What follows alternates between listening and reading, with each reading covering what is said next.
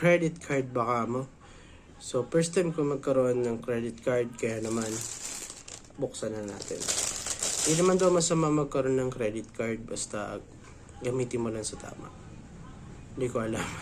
Kasi first time ko magkaroon nito, check na natin. So, pinadala siya sa Togo Express. Dito siya din yan.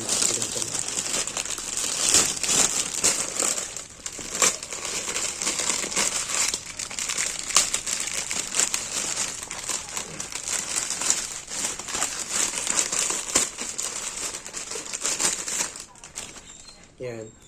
So, ito. Yung credit card nga pala na ito ay galing kay Atome. So sabi nga nila, kung first time mo daw o nagpaplano ka kumuha ng credit card, so ito yung pinaka maganda sa ngayon, si Atome. Yun lang yung narinig ko.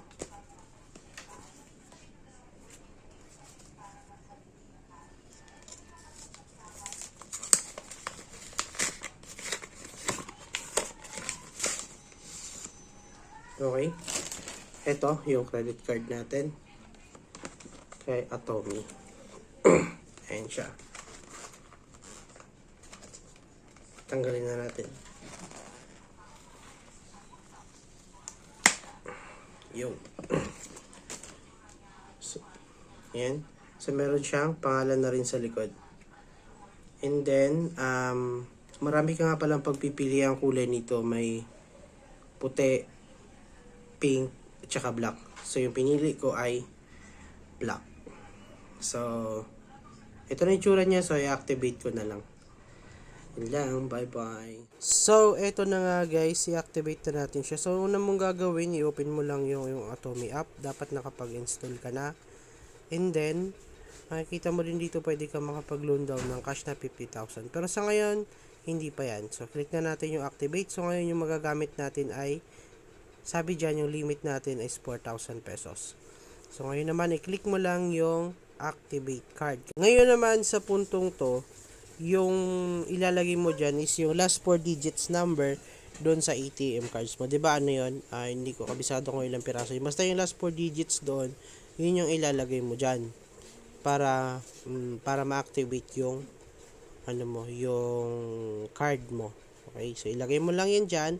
And then, next, magsiset ka na ng pin. Ito naman yung sa pin, ito yung wag na wag mong kakalimutan. Kasi, once na gamitin mo yung card mo, so itong pin na to yung gagamitin mo.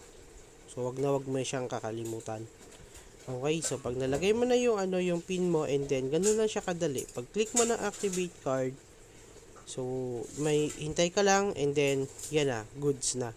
So, yun na yung pwede mong gamitin. So, activated na yung iyong card. And then, after nyan, meron sa yung isisend na dun sa email address mo, i-message ka ni Atome na ito, yan. So, pag na-message ka na niya, ibig sabihin yan, pwede mo nang gamitin. So, ngayon naman, i-try natin siya sa mga drugstore o kahit saan pamilihan kung gagana nga ba si Atome. Let's go guys! Subukan na natin ng Atome card.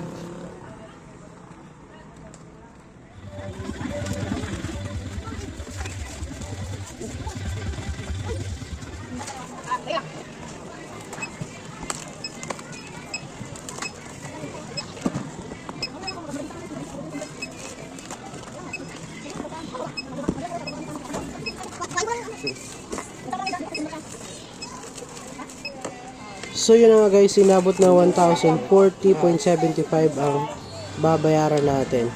So moment of truth guys, magkakaalaman na, malalaman na natin kung gagana nga ba si Atome dito.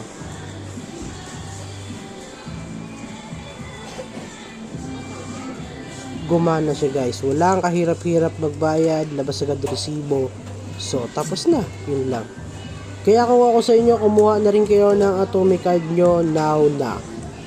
Isa pa sa kagandahan sa Atome na kapag nagamit mo yung fund niya at nabayaran mo within 40 days o hindi pa umaabot ng 40 days, wala kang babayarang interest. Kung ano lang yung nagamit mo ng fund niya, yun lang yung babayaran mo. Kaya ano pa hinihintay mo?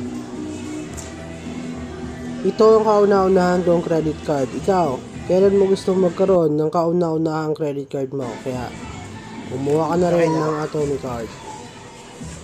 So guys, gumana siya. Tcharan!